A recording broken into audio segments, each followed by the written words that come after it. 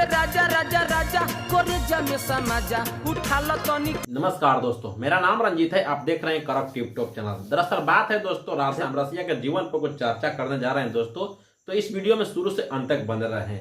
कहानी उठता है दोस्तों 2000 ईस्वी से, जबकि राधेश्याम रसिया भोजपुरी इंडस्ट्री में कदम रखे थे। उस समय भोजपुरी इंडस्ट्री एक छोटा इंडस्ट्री था।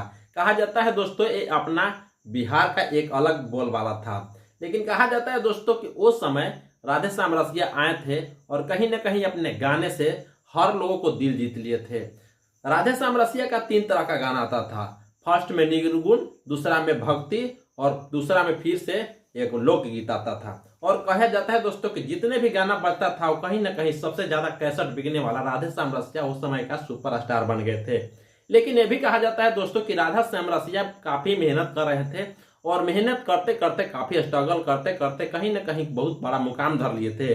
लेकिन उनको हाइट छोट होने के कारण वो हीरो नहीं बन पाए थे। लेकिन समय आया 2004 ईस्वी और वो समय मनोज तिवारी का एक फिल्म आता है। फिल्म का नाम होता है ससुरा बड़ा पैसा वाला और उसमें एक छोटा सा रोल एक गाने के लिए दिया जाता है, चुए लागल हो। जिस गाने ने कहीं ना कहीं भोजपुरी का सबसे अलग अंदाज मिला। अब कहा जाता है दोस्तों राधेश्याम रसिया से पहले 2 स्टार थे, एक रवि किशन थे और एक मनोज तिवारी थे। और मनोज तिवारी एक गायक मशहूर थे उस समय और रवि किशन कभी गायकी नहीं किए, वो डायरेक्ट हीरो बने थे। लेकिन कहा जाता है दोस्तों कि राधेश्याम रसिया भी ऐसे स्टार थे कि उनके गाना सगरे के कहीं ना कहीं ट्रैक्टर पर और डीजे पर और हर ऑर्केस्ट्रा में बजने वाला कई सारे गाना सुपर हिट हुआ था। कहा जाता है दोस्तों उस समय भक्ति गाना भी बहुत सारे बजता था राधेश्याम रसिया का और भोजपुरी इंडस्ट्री का एकलौता शेर हो चुके थे। अब ये भी कहा जाता है दोस्तों कि 2008 आते आते उन्होंने थोड़ा शराब का सेवन करने लगे और शराब पीने के कारण उन्होंने सोचने लगा कि जितना मेरा फैन फॉलोइंग है उससे मुझे और आगे बढ़ना है और इन्होंने अश्लीलता के हाथ तरफ किया। और उस समय इनका गाना आता है बहिया में कसी के सैया मारे लो कचा। और कहीं ना कहीं ये गाने को पब्लिक अश्लील रूप से देखने लगा। अब ये कहा जाता है दोस्तों कि उनके गाना ये कहीं ना कहीं उनका करियर का सबसे अड़कन बन जाता है। वो समय से इनका फैन फॉलोइंग टूटने लगता है और उससे कहीं ना कहीं सबसे ज्यादा इन्होंने शराब की सेवन करने लगते हैं। लेकिन फिर भी भोजपुरी इंडस्ट्री का उस समय 2 शेर का और एंट्री होता है। फर्स्ट में निरहुआ और दूसरा में यहाँ पवन सिंह, और ये दोनों कहीं ना कहीं भोजपुरी के एक शेर बन चुके थे। उस समय पवन सिंह का गाना भी चर्चा चलने लगा था और पवन सिंह के साथ राधेश्याम रसिया के कई सारे गाना आया था। लेकिन नए नए एक्टर आए थे, दिनेश लाल निरहुआ का 2008 में करीब कई फिल्में आ चुका था। लेकिन उस समय से इनका इंक्रीज राधेश्याम रसिया का गिरने लगा। उसके बाद फिर खेसारी लाल आ गए, कल्लू जी आ गए, कई प्रकार के हीरो आ गए, कई प्रकार के यानी कि सिंगर आ गए। लेकिन इसे छवि बर्बाद होने लगा राधेश्याम रसिया का।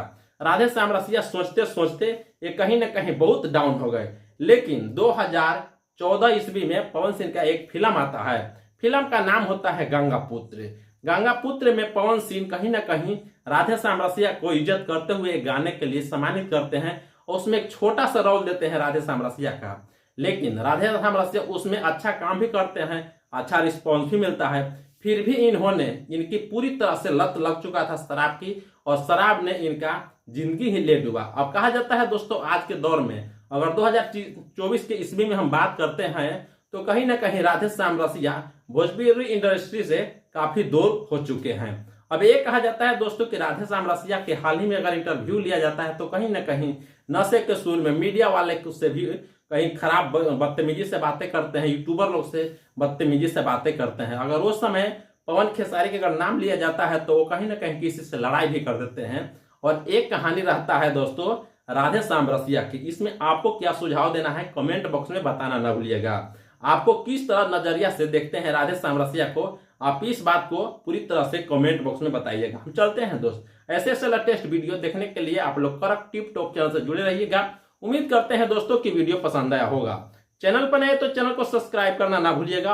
वीडियो पसंद आया हो तो लाइक कीजिएगा वरना डिसलाइक भी कर सकते हैं दोस्तों। हम फिर नेक्स्ट वीडियो में मिलेंगे, तब तक के लिए बाय बाय।